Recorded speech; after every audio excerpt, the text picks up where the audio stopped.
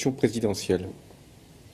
Depuis mai 2012, c'est-à-dire la date à partir de laquelle je suis devenu président de la République, j'ai agi avec les gouvernements de Jean-Marc Ayrault et de Manuel Valls pour redresser la France et la rendre plus juste.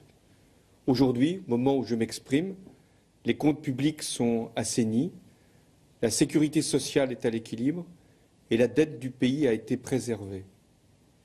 J'ai également voulu que notre modèle social puisse être conforté, parce que c'est notre bien commun. Je l'ai même élargi pour permettre à ces travailleurs qui avaient commencé très tôt leur vie professionnelle de partir plus précocement à la retraite. Et j'ai fait en sorte que, à chacune et à chacun, puisse être accordée une complémentaire santé. Dans ce contexte, j'ai aussi voulu placer la France au premier rang de la lutte contre le réchauffement climatique. Et c'est à Paris, oui, à Paris, que l'accord historique a pu être signé et qui a engagé le monde entier.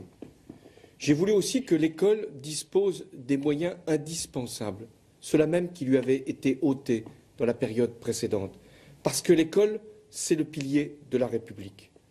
J'ai fait avancer les libertés. Le mariage a été ouvert à tous les couples. L'égalité entre les femmes et les hommes a été renforcée. Et la lutte contre les discriminations, celles qui blessent, a été amplifiée. J'ai également modernisé notre démocratie avec la réforme territoriale, celle dont on parlait régulièrement et qui n'était jamais faite, avec la fin du cumul des mandats et avec également la transparence que j'ai imposée à tous les élus, à commencer par moi-même, pour être dans l'exemplarité. Mais l'engagement majeur que j'avais pris devant vous, c'était de faire baisser le chômage. J'y ai consacré, avec les gouvernements, toute mon énergie. J'ai pris tous les risques. J'ai allégé les charges des entreprises, parce que c'est la condition pour qu'il y ait davantage d'emplois. J'ai également aidé les embauches. J'ai fait en sorte que la formation professionnelle puisse être une grande priorité. J'ai également soutenu l'innovation et l'industrie de demain. Et j'ai pris la responsabilité de réformer le marché du travail. Les résultats arrivent. Plus tard que je ne les avais annoncés, j'en conviens. Mais ils sont là. L'investissement, la consommation, la construction repartent. Et depuis le début de l'année, le chômage enfin diminue. Mais il reste à un niveau trop élevé et je mesure ce que cette situation peut avoir d'insupportable pour nos concitoyens qui vivent dans la précarité. Mes chers compatriotes, le monde, l'Europe, la France ont traversé pendant tout mon mandat des épreuves particulièrement graves.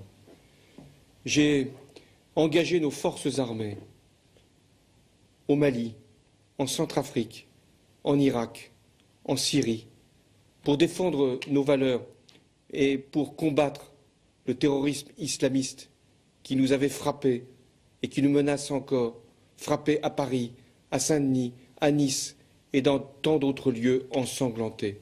Dans ces circonstances particulièrement éprouvantes, terribles même, j'ai voulu que soit maintenue la cohésion nationale, que nous puissions éviter les divisions, les surenchères, les stigmatisations et donc les amalgames.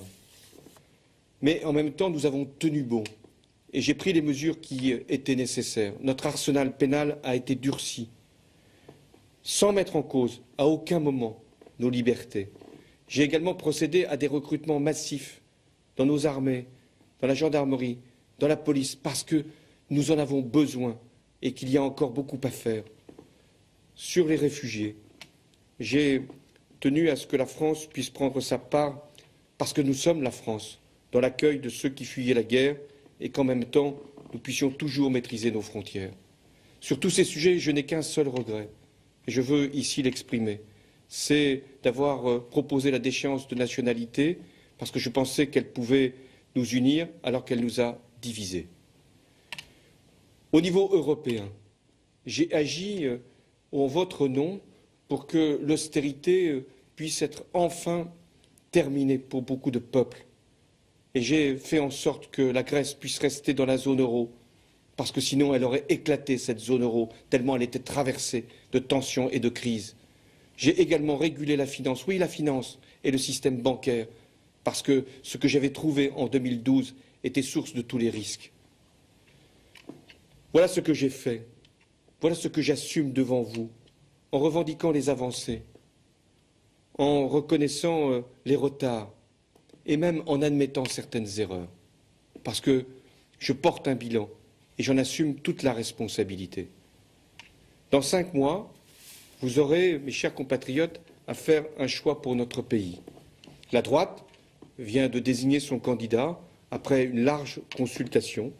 Je respecte la personne, le parcours de François Fillon, mais j'estime que le projet qu'il porte met en cause notre modèle social et nos services publics sans aucun bénéfice, au contraire, pour notre économie et avec un risque d'aggravation des inégalités.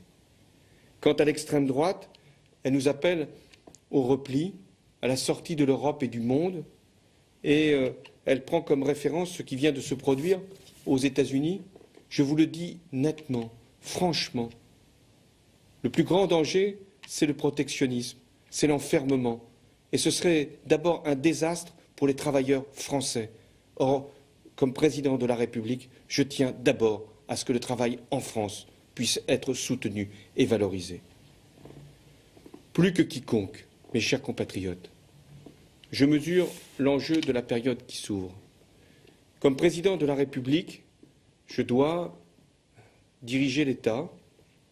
J'ai la responsabilité d'assurer le fonctionnement régulier de nos institutions jusqu'au terme de mon mandat et dans un contexte, j'ai la responsabilité d'assurer le fonctionnement régulier de nos institutions jusqu'au terme de mon mandat et dans un contexte où la menace terroriste n'a jamais été aussi élevée. Comme socialiste, parce que c'est l'engagement de toute ma vie, je ne peux accepter, je ne peux me résoudre même à la dispersion de la gauche, à son éclatement, parce qu'elle priverait de tout espoir de l'emporter face au conservatisme et pire encore, face à l'extrémisme. Pour ma part, je ne suis animé que par l'intérêt supérieur du pays.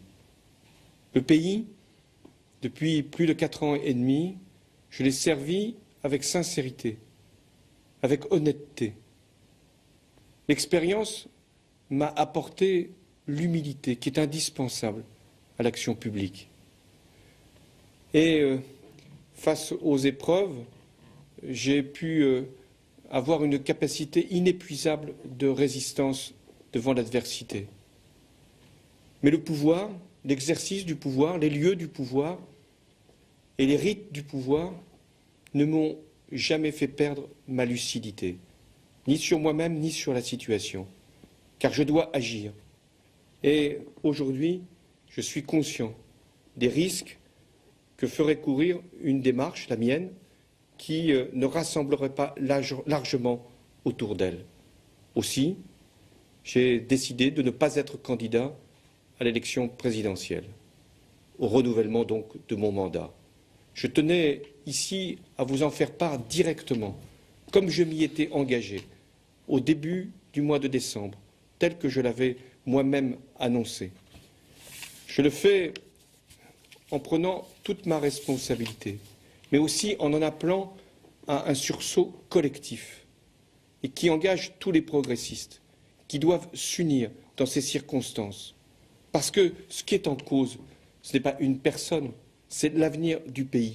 Je ne veux pas que la France soit exposée à des aventures qui seraient coûteuses et même dangereuses pour son unité, pour sa cohésion, pour ses équilibres sociaux. Voilà le message que j'étais venu ici vous adresser. Dans les mois qui viennent, mon devoir, mon seul devoir, sera de continuer à diriger le pays, celui que vous m'avez confié en 2012, en m'y consacrant pleinement et dans le dévouement le plus total à la République. Vive la République et vive la France.